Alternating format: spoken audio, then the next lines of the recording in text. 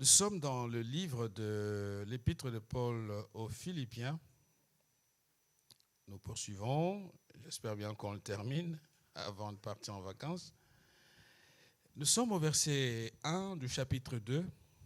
Nous l'avons déjà abordé, mais il y a un point que je n'avais pas intentionnellement traité parce que j'avais dit qu'on reviendrait sur ce point-là de manière plus particulière. Et c'est ce que nous allons faire aujourd'hui. Ce point concerne l'humilité. Paul dit au chapitre 2 des Philippiens, verset 1, « Si donc il y a quelque consolation en Christ, s'il y a quelque soulagement dans l'amour, s'il y a quelque communion d'esprit, s'il y a quelque compassion et quelque miséricorde, rendez ma joie parfaite, ayant un même sentiment, un même amour, une même âme, une même pensée. Ne faites rien par esprit de parti ou par vaine gloire, mais que l'humilité vous fasse regarder les autres comme étant au-dessus de vous-même. Que chacun de vous, au lieu de considérer ses intérêts, ses propres intérêts, considère aussi ceux des autres. » Et le verset 5, « Ayez en vous les sentiments qui étaient en Jésus-Christ, existant en forme de Dieu, il n'a point à regarder son égalité avec Dieu comme une proie à arracher. Mais il s'est dépouillé lui-même en prenant une forme de serviteur, en devenant semblable aux hommes, et il a paru comme un vrai homme. Il s'est humilié lui-même, se rendant obéissant jusqu'à la mort, même jusqu'à la mort de la croix. C'est pourquoi aussi Dieu l'a souverainement élevé et lui a donné le nom qui est au-dessus de tout nom, afin qu'au nom de Jésus-Christ, tout genou fléchisse dans les cieux, sur la terre et sous la terre, et que toute langue confesse que Jésus-Christ est Seigneur, à la gloire de Dieu le Père. Seigneur, nous te remercions pour ta parole aujourd'hui. Nous te demandons de la bénir. Nous rendons grâce à ta présence parce que nous savons que tu es là au milieu de nous pour parler, pour fortifier, pour édifier. Que ces instants, Seigneur, encore soient soumis, Seigneur, soient soumises à ta grâce et que tout ce qui va être dit serve à édifier, à encourager, à fortifier et, Seigneur, à nous aider, à nous établir dans tes voies parce que nous sommes conscients, Seigneur, que tu reviens. Et nous ne voulons pas être trouvés parmi ceux qui n'auront pas part à l'héritage éternel. Encourage notre foi, forme-la, Seigneur, et donne-nous, Seigneur, d'être conformes à tes pensées. C'est la prière que je fais au nom de Jésus. Amen. Et puis, il y a d'autres textes qui vont suivre dans la diapo suivante.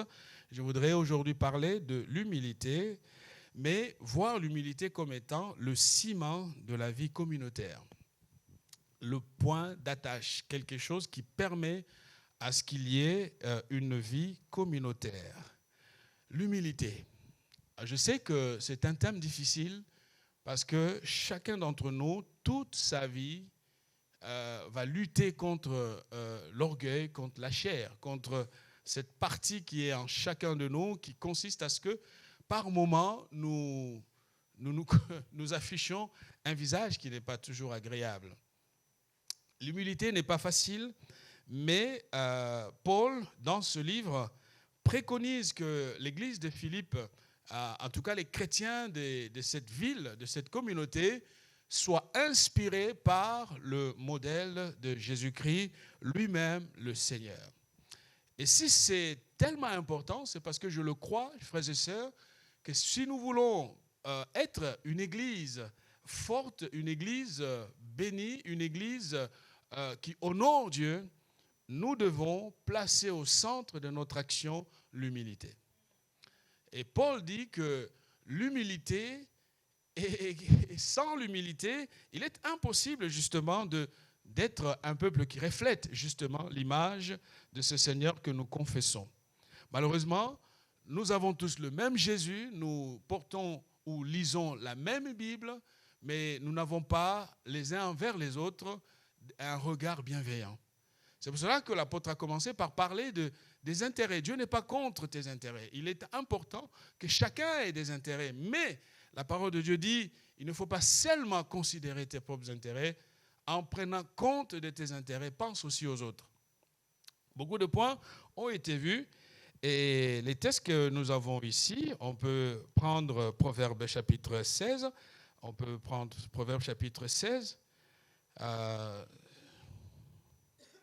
Dans Proverbe chapitre 16, le verset 18 nous dit les paroles suivantes. L'arrogance précède la ruine et l'orgueil précède... Ah, vous ne voulez pas lire, hein? L'arrogance précède la ruine et l'orgueil précède la chute. Actes des Apôtres, chapitre 12. Acte 12, versets 19 à 23. Il est dit, Hérode s'étant mis à sa recherche et ne l'ayant pas trouvé, interrogea les gardes et donnant l'ordre de les mener au supplice.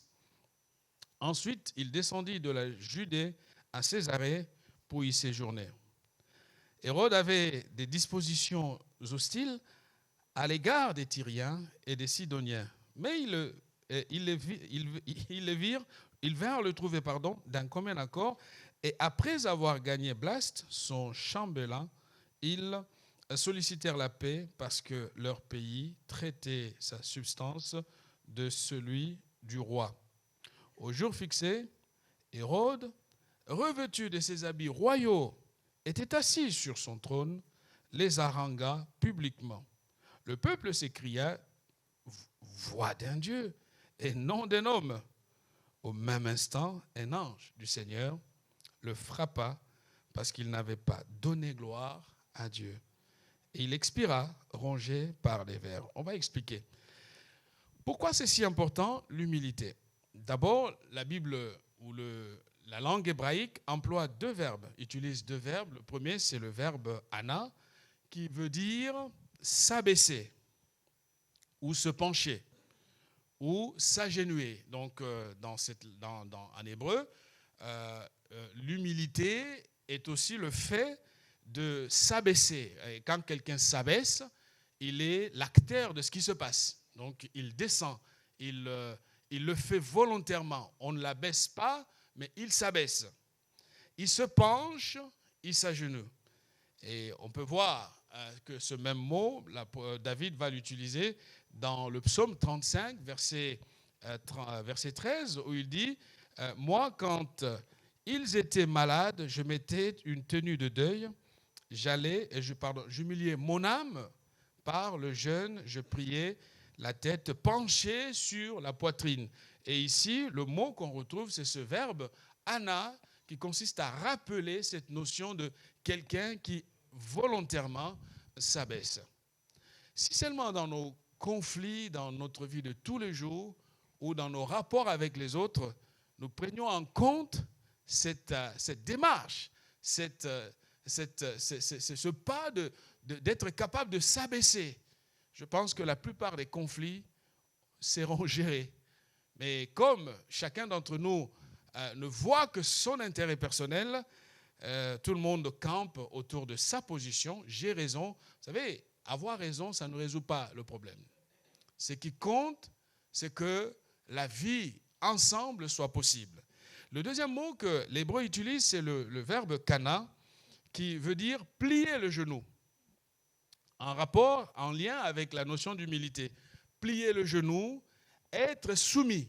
Voilà, l'humilité, c'est je me place. Si nous reprenons le texte de Philippiens, la Bible dit personne n'a obligé Jésus à s'humilier. Face aux besoins, il s'est humilié. Et le grec, le mot qui est employé ici, s'humilier, c'est se vider. Donc il restreint ses propres capacités d'action, il restreint son prestige, il restreint son pouvoir parce qu'il avait la mission, il voulait sauver. Je me suis rendu compte que si chacun dans sa famille, dans sa maison, dans la relation qu'il a avec ses proches, prenait la résolution de restreindre son pouvoir, Jésus pouvait dire, mais ça ne me concerne pas. Je suis au même titre que Dieu, que le Saint-Esprit. Pourquoi je descendrai? Pourquoi irai-je? Mais il s'est restreint, il s'est vidé, il s'est volontairement dit, il faut que je le fasse. Et donc, l'humilité, ça donne cette notion de quelqu'un qui volontairement se soumet. On ne le soumet pas, mais il se soumet. Amen. Se soumettre, je sais que ce n'est pas toujours une chose facile. 2 Chroniques chapitre 7, verset 14, là nous montre, c'est là qu'on revoit apparaître aussi ce verbe kana. Dans 2 Chroniques chapitre 7, verset 14, la Bible dit, si mon peuple, celui qui porte mon nom, s'humilie, voyez, personne ne l'humilie, mais lui-même s'humilie. C'est comme le mot « femme, soyez soumise », chacune à son mari. Ce n'est pas au mari de soumettre la femme. Amen. Ah, là, les frères, ils disent, bon, où est-ce qu'ils vont? Mais non, ce n'est pas à toi de la soumettre. On est d'accord, hein? C'est elle qui se soumet. Hein? À son mari. C'est elle se soumet. C'est une démarche personnelle. C'est une démarche volontaire. C'est elle qui vient se placer sous l'autorité. Parce que les frères, quand ils lisent le texte, soyez soumises, soyez soumises. Mais qu'est-ce que ça veut dire? Ils oublient le verset d'avant, comme dit le pasteur. Ouais. Non, elle se soumet.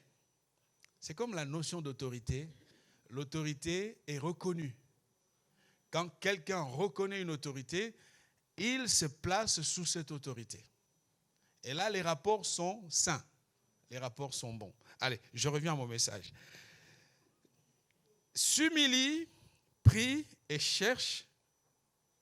Ma version est un peu plus différente de la vôtre, c'est la seconde 21.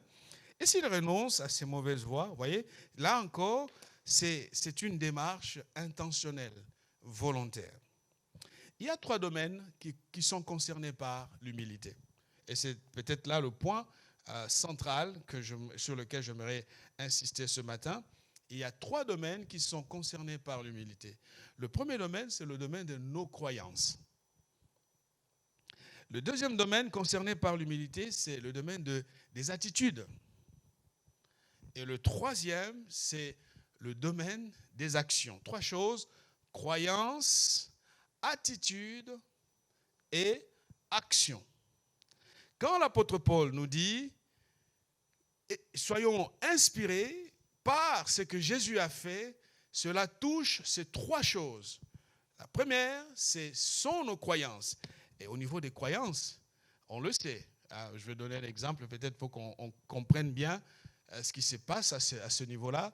C'est qu'un jour, le roi Saül cherchait à tuer David. Nous le savons dans la Bible, vous lisez, le roi avait tout mis en marche pour avoir la tête de David.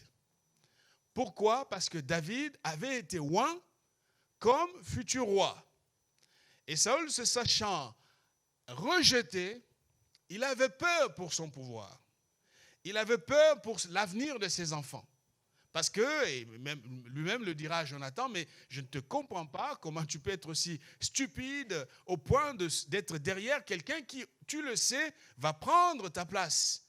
Mais Jonathan, lui, avait d'autres références qui sont différentes de son père. C'est formidable. Vous savez, parfois, un méchant peut donner naissance à quelqu'un de formidable. Ce n'est pas génétique, hein? C'est dans le domaine des croyances. Et il va tout mettre en place. Il poursuit David dans le désert. Et lorsque Il arrive dans le désert. David, Dieu va l'aider. Et Dieu renverse la balance. C'est David et ses amis qui vont être au courant de l'endroit où se trouvait le roi.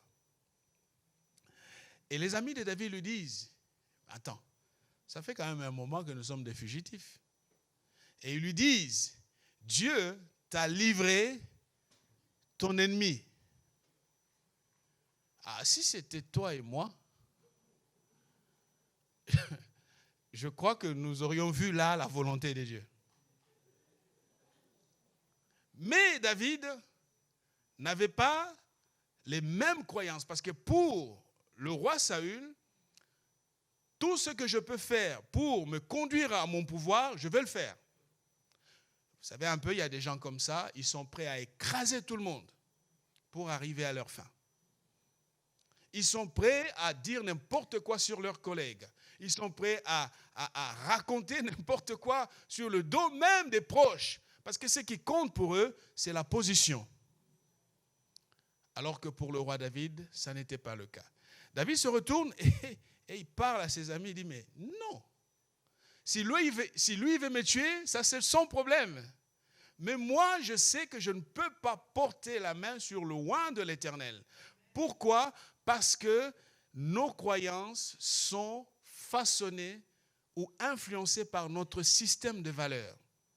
La façon dont on m'a éduqué, les références qu'on m'a données dans mon enfance vont me servir de guide dans ma vie adulte. Donc le roi David ne pouvait pas porter la main sur Saül, pas parce qu'il l'aimait beaucoup, mais parce qu'il savait que c'est l'homme de Dieu, le roi d'Israël. Tant qu'il est vivant, je n'ai pas le droit de le faire. Nos croyances façonnent, influencent notre manière d'être humble ou de ne pas être humble. Parce que si quelqu'un dans la maison, on l'a toujours éduqué d'une certaine façon, on lui a toujours raconté des histoires sur sa beauté, sur comment il est beau, elle est belle, et sur comment le monde tourne autour de lui, et il va croire que c'est la vérité partout. Sauf qu'à l'extérieur, on n'a pas toujours le même message que nous avons à la maison. Frères et sœurs, faisons attention à nos croyances, parce que nos croyances sont la base de beaucoup de choses dans la vie. Amen. Alors peut-être que ce que je dis ne vous convainc pas. Philippiens dit au chapitre 2, c'est l'apôtre Paul, il dit, ne faites rien par esprit de parti. Ne faites rien. En d'autres termes, si tu sens au fond de toi, quelque part, la pensée de fais-le pour prouver, ne le fais pas justement. Ne le fais pas. Parce que tu peux prouver aux gens ce que tu sais faire, mais tu n'as pas l'approbation de Dieu. Tu n'as pas la bénédiction de Dieu. Tu n'as pas la faveur de Dieu. Il dit ne faites rien par esprit de parti ou par vaine gloire, mais que l'humilité vous fasse regarder les autres comme étant au-dessus de vous-même. Assis dans l'église, à chaque fois que je voyais ma sœur ou mon frère, je le mettais comme quelqu'un qui est au-dessus de moi. Dieu descendrait dans l'église. La gloire de Dieu serait partout. Et on vivrait des choses extraordinaires. Mais comme quand on approche l'autre, on arrive avec cet a priori de supériorité. J'ai fait plus d'études que lui. J'ai travaillé dans les grandes entreprises. Qu'est-ce qu'il a à me dire? Si ce n'était pas l'église, je ne serais même pas assis sur le même banc avec des gens comme celui-là. Mais il y a des propos parfois malheureux comme ça. Bon, peut-être que vous me dites, bah, c'est pas grave. Bon, faisons attention aux croyances. Qu'est-ce qui te fait croire que tu es plus que l'autre? Aujourd'hui, peut-être tu as une position, mais demain, tu ne sais pas. Ça peut changer. L'humilité. Parce que tout est grâce. Tout est grâce. De la part de celui qui nous a fait. Tout est grâce. Il y en a un dans la Bible qui a eu cette mauvaise pensée, c'est l'astre brillant ou celui qu'on appelle Satan. Allons dans Ésaïe chapitre 5, Ésaïe 14. Tout ça parce que faisons attention aux croyances. Il y en a qui se donnent la valeur qu'ils n'ont même pas.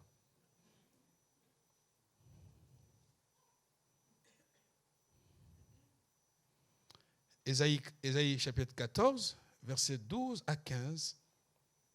C'est pour cela qu'on a besoin de... Il y a des moments où il faut qu'on se dise, Seigneur, donne un peu plus d'humilité à mon cœur. Ésaïe 14, verset 12 à 15. Te voilà tombé du ciel, astre brillant, fils de l'aurore, tu es abattu à terre, toi le vainqueur des nations. Et le verset 13, c'est là mon point. Tu disais en ton cœur. Il faut faire attention à ce qu'on se dit dans notre cœur. Tu disais en ton cœur, je monterai au ciel. Désir de vouloir être plus que les autres. J'élèverai mon trône au-dessus des étoiles des dieux. Je m'assiérai sur la montagne de l'assemblée, à l'extrémité du septentrion. Je monterai sur le sommet des nues. Je serai semblable au Très-Haut. Mais tu as été précipité. On a lu ce texte. L'arrogance précède la chute. L'arrogance précède la chute. Un jour, les apôtres sont allés faire des miracles. Il y a eu des miracles, des guérisons. Et quand ils sont revenus, Jésus a dit non. Vous avez fait ce qu'il fallait faire. Réjouissez-vous du fait que vos noms sont inscrits dans le livre de vie. Ce qui compte, c'est que notre nom demeure encore sur la liste de Dieu. Tout le reste, chers amis, c'est secondaire. Tout le reste, c'est secondaire. La gloire, l'argent, la puissance, les biens, nous les avons trouvés, nous allons les laisser. Ce qui compte, c'est que notre nom soit sur la liste, dans le livre de Dieu. C'est pour cela que nous existons, c'est pour cela que nous nous battons.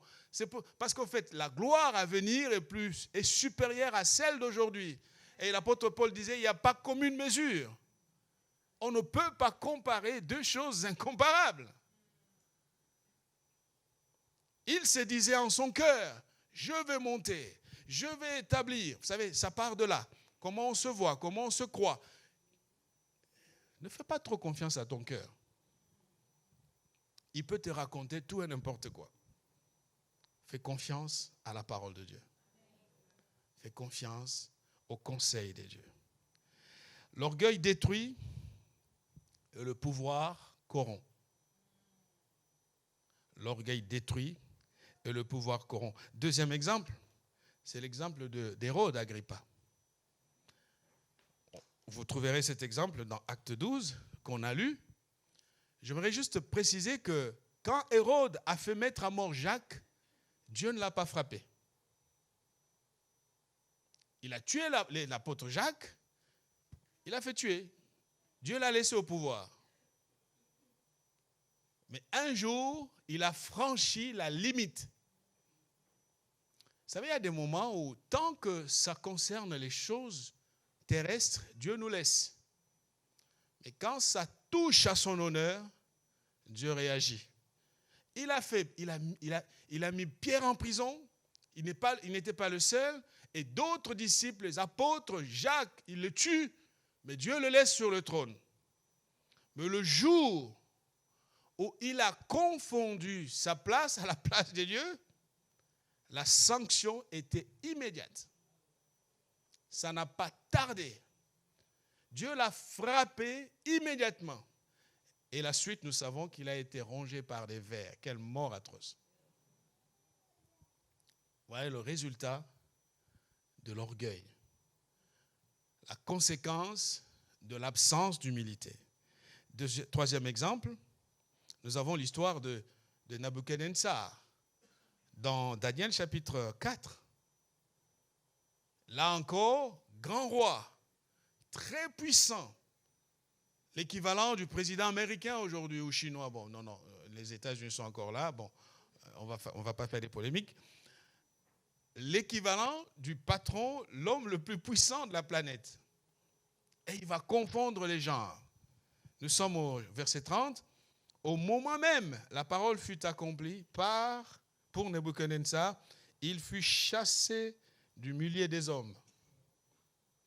Il mangea de l'herbe comme les bœufs. Son corps fut trempé par la rosée du ciel, jusqu'à ce que ses cheveux poussent comme les plumes des aigles. Vous voyez, du palais royal au champ, un roi. Tout cela parce qu'il n'est pas resté à sa place. Vous savez, c'est pour ça que je disais que rien n'est garanti à 100%. Demeurons chaque jour humbles devant Dieu. Aujourd'hui, peut-être que ça va. Mais tu ne sais pas le piège que l'arrogance peut te tendre et où tu peux te retrouver. Il était dans le palais royal, mais brutalement, Dieu l'a sorti du palais et il est allé manger avec les animaux. La suite est intéressante.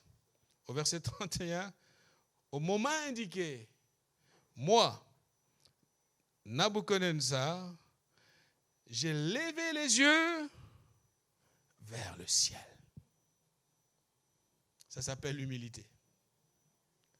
Il ne se voyait plus le centre, l'homme qui avait l'armée la plus puissante du monde. Il ne se voyait pas le centre de tout. Il a levé les yeux vers le ciel.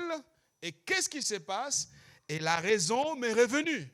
Ah, je prie Dieu que nos yeux soient fixés vers le ciel pour que la raison nous revienne. Ah, toi qui peut-être ton cœur est tellement inondé de ton image et tu crois que tout tourne autour de toi, je prie Dieu, lève les yeux vers le ciel pour que la raison te revienne. Ressaisis-toi. Ressaisis-toi. Parce que Dieu n'accepte pas que l'arrogance continue à régner. Arrogance dans la famille, dans la maison, dans l'église, partout. Dieu déteste cela. 4 choses, rapidement, que nous devons savoir sur l'humilité. Je disais tout à l'heure que tout est grâce, et c'est vrai, tout est grâce. Je te donne 4 choses pour que tu comprennes que tout est grâce. La première chose, l'humilité est toujours récompensée. J'aimerais que tu le saches. L'humilité est toujours récompensée. Ça, c'est peut-être pas ce que tu vois dans l'immédiat, mais sache que l'humilité est toujours récompensée. La Bible dit dans Proverbes chapitre 3, verset 34, que Dieu fait grâce aux humbles. Dieu fait grâce aux humbles. Il y a toujours une récompense pour quelqu'un qui fait le choix de vivre dans l'humilité. Les gens peuvent se moquer de toi. Les gens peuvent peut-être te mépriser en te regardant. Ils vont dire, mais voilà, vous avez vu comment il a fini. Ne les écoute pas. L'humilité est toujours récompensée parce que Dieu fait grâce aux humbles.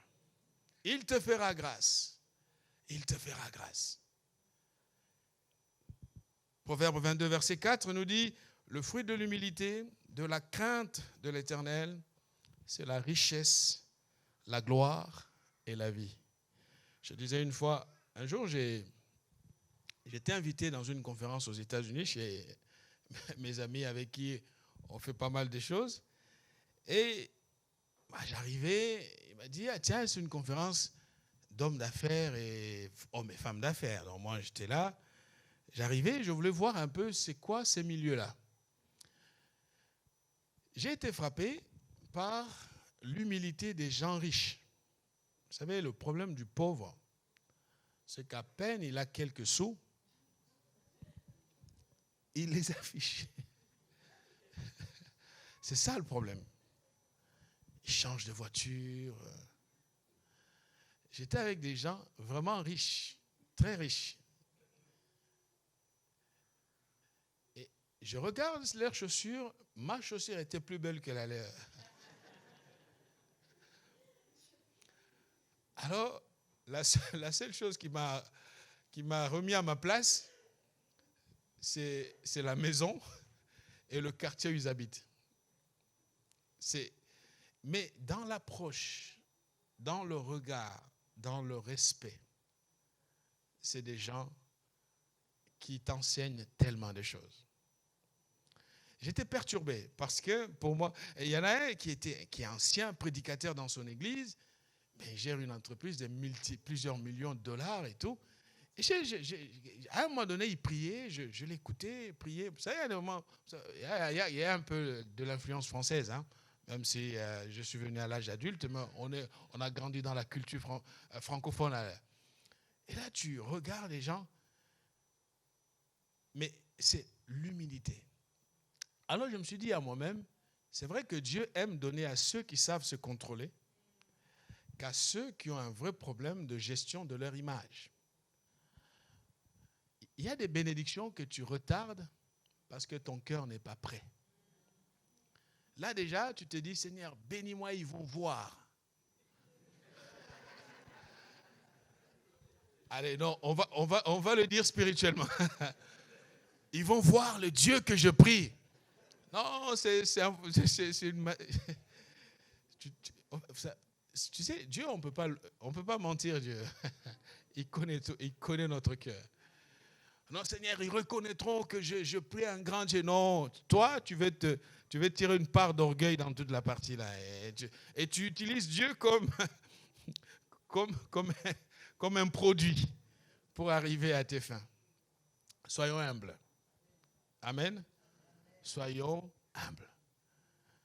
Une autre fois, il y avait un pasteur à Kinshasa. Je ne sais pas si j'aurais déjà raconté cette histoire. Ce monsieur, si tu vas prendre l'avion et que ces chrétiens sortent de l'église, tu rates ton avion. Il a 25 à 30 000 personnes. C'est une immense église. Moi, je ne le connaissais pas. Il est venu me voir parce que l'ami des États-Unis lui a parlé. Ah non, on a quelqu'un qui est de ton pays. Si tu as des questions, pose-les à Gabriel. Alors, j'étais à l'hôtel et un ami m'a donné son chauffeur pour me conduire pendant ce séjour. Alors moi, je ne connaissais pas le monsieur. Le monsieur arrive, il fallait voir. Mais je me suis dit, est-ce que je suis en face d'un clochard ou quoi? Les chaussures n'étaient pas en bonne... Voilà, une chemise qui... Vous avez vu une chemise fatiguée? Non? Non, mais... Ah. Seulement quand ce monsieur s'approchait de moi, je vois mon chauffeur se lever. Il se lève, il se range. Alors moi, je ne comprends pas ce qui se passe. Et puis tout de suite, il va... Bon, vous savez, on est en Afrique, un peu la tradition, respect du chef et tout. Et il va, ah bonjour papa, bonjour papa. Donc, il va le saluer, le pasteur. Et après, on parle et tout. C'est un monsieur d'une humilité. Il y a des gens qui ont quand même un degré d'humilité qui te déconcerte. Tu es comme désarmé. Tu cherches tes idées et tes mots. Parce qu'en fait, la simplicité de la personne t'enseigne beaucoup. À la fin, mon chauffeur me dit, pasteur, vous le connaissez comment? J'ai dit, non, c'est un ami qui nous a mis en relation. Et il m'explique, vous voyez l'église qui est sur la route de l'aéroport? Ah, c'est lui. J'ai dit, ah bon? Effectivement, dans l'église, il y a des ministres, des PDG, des ci et des ça. Et c'est un homme qui pèse dans le pays. Moi, je ne savais pas. Il faut qu'on te le dise pour savoir qui est l'homme. Que Dieu nous donne un cœur humble. Ce ne sont pas les jeunes gens qui, après quelques 2, 3, 4 bénédictions, on chante sur le toit que je suis béni. Ma soeur, mon frère, il y a des choses que nous repoussons, que nous retardons parce que notre cœur n'est pas prêt. Que Dieu nous aide. Amen.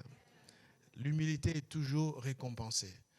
Dieu fait grâce aux humbles. Deuxième chose, nous avons le choix soit de nous humilier nous-mêmes ou soit d'être humiliés par Dieu.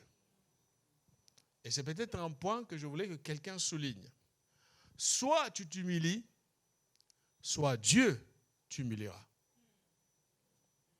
je ne voudrais pas que Dieu m'humilie. C'est pour cela qu'il est dit, humiliez-vous. Donc Dieu nous laisse le temps. Jacques chapitre 4, verset 10, humiliez-vous devant le Seigneur et il vous élèvera. Dieu nous laisse le choix. Dieu donne à chacun le choix. Soit tu le fais toi-même, soit je vais le faire. Il a laissé à Nabuchodonosor le temps de le faire. Le roi a confondu les genres. Et quand Dieu est venu le faire à la place du roi, les conséquences étaient graves. Écoute la voix de Dieu. Fais-le avant que Dieu ne le fasse. Si tu ne veux pas t'humilier, Dieu va t'humilier. Et c'est ça le plus difficile. Hérode a tué Jacques. C'est pas, Dieu l'a laissé vivre. Parce qu'il y a des enjeux politiques.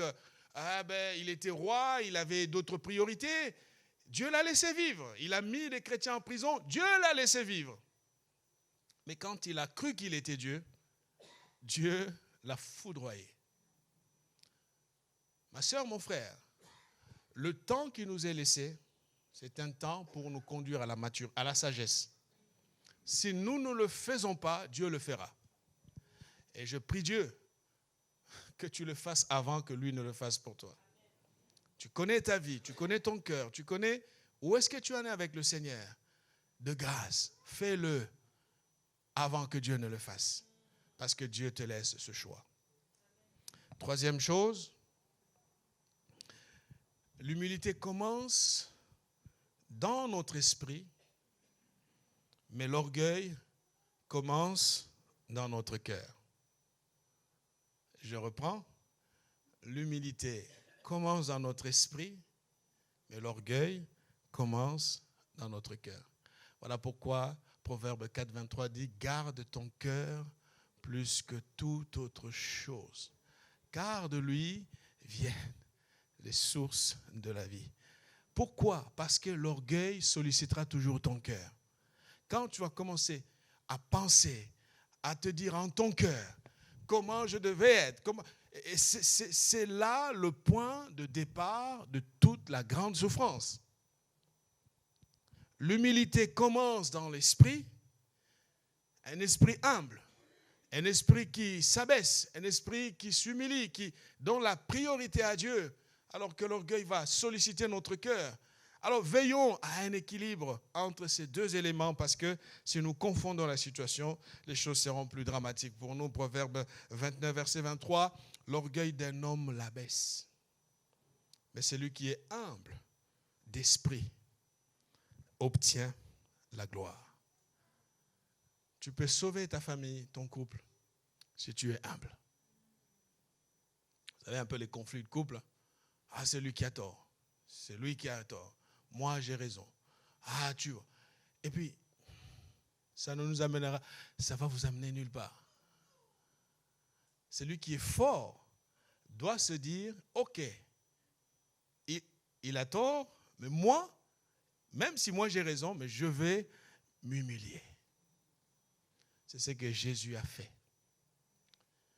Parce qu'il est descendu sauver des gens, des coupables, des méchants, des gens qu'on ne pouvait sauver. Veille à comment tu gères ton cœur, parce que l'humilité commence dans notre esprit. Que Dieu te donne un esprit humble.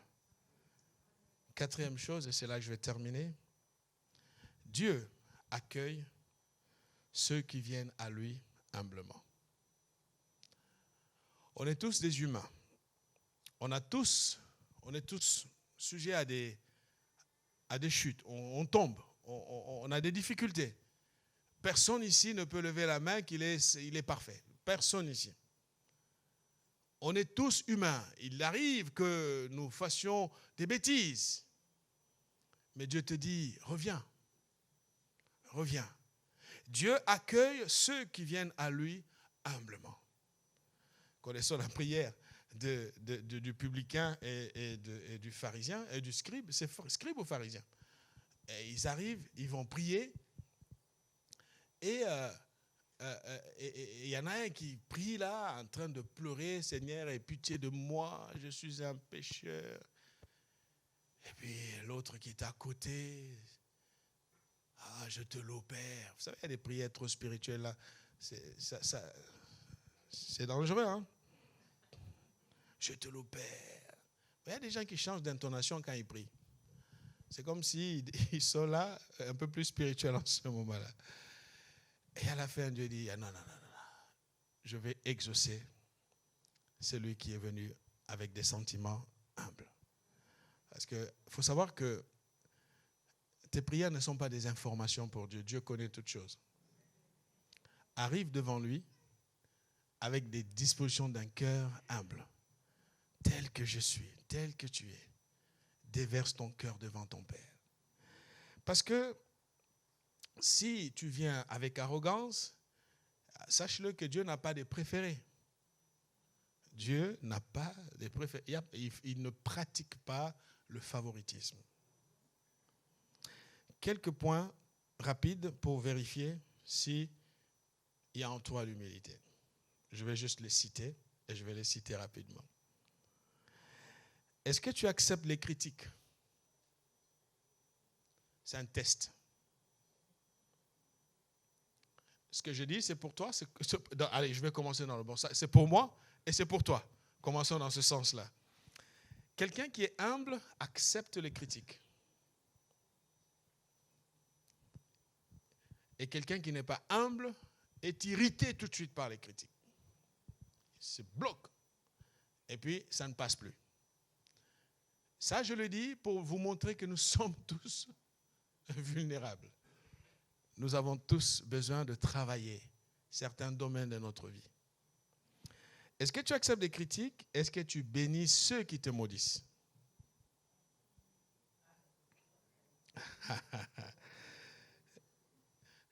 L'autre point, est-ce que tu acceptes des tâches moins valorisantes? Il y en a qui aiment toujours être visibles. Si c'est juste quelque chose, un travail dans l'ombre, non. Moi, ça fait 20 ans quand même que je sers le Seigneur. Il faut qu'on voit que je suis là. Est-ce que tu acceptes de balayer l'église? Est-ce que tu acceptes de venir faire un nettoyage? Est-ce que c'est par des choses simples qu'on peut voir un cœur humble. C'est pas le fait d'être sur l'estrade, hein. Je peux être sur l'estrade, je peux vous prêcher, vous impressionner, et Dieu me dit, il fait de la comédie. Alors que celui qui est venu, qui a balayé, qui a fait un travail que l'on ne considérerait pas, c'est à cette personne-là que Dieu répand, sur cette personne que Dieu répand sa bénédiction.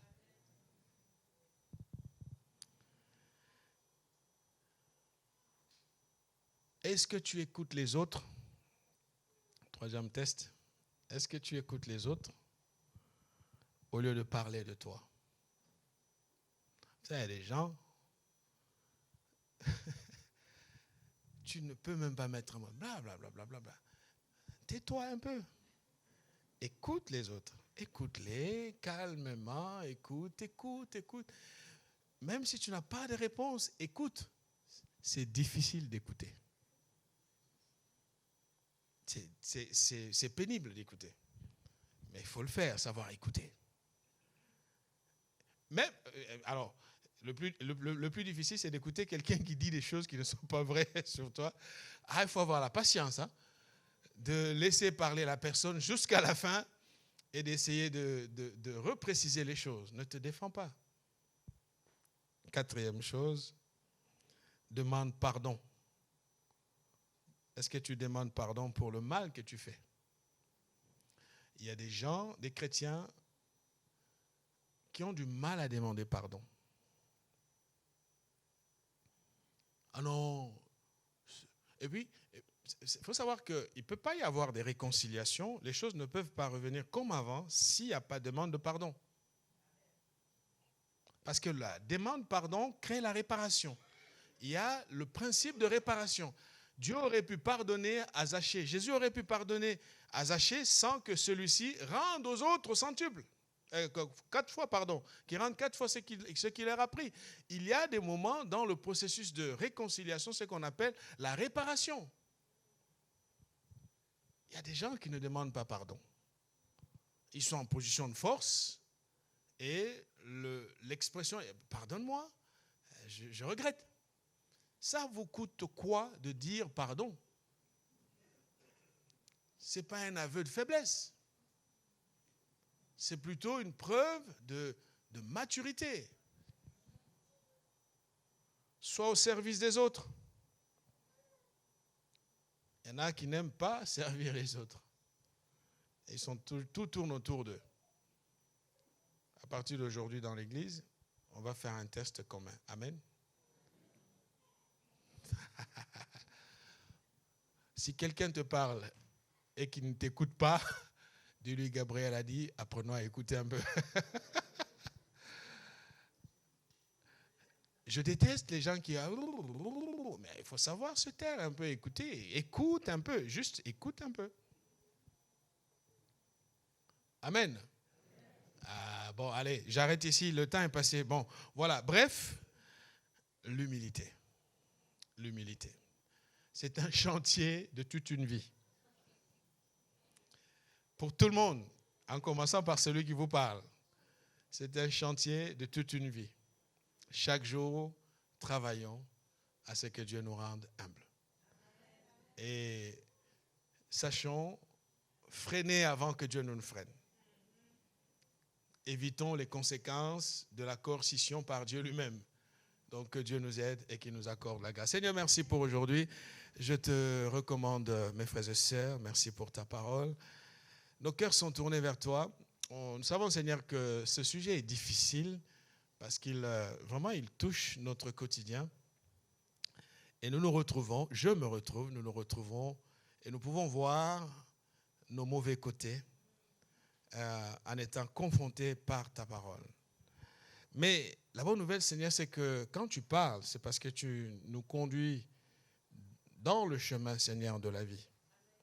Aide-nous à entendre ces paroles avec bienveillance, à changer ce qu'il nous faut changer et à travailler sur nous-mêmes parce que tu nous exhortes à ce que nos progrès soient toujours évidents. Bénis ton Église, bénis ton peuple et raccompagne chacun dans le nom de Jésus. Amen. C'est la fin de culte. Que le Seigneur vous bénisse. Bonne semaine et à mardi pour ceux qui viennent mardi. Soyez bénis.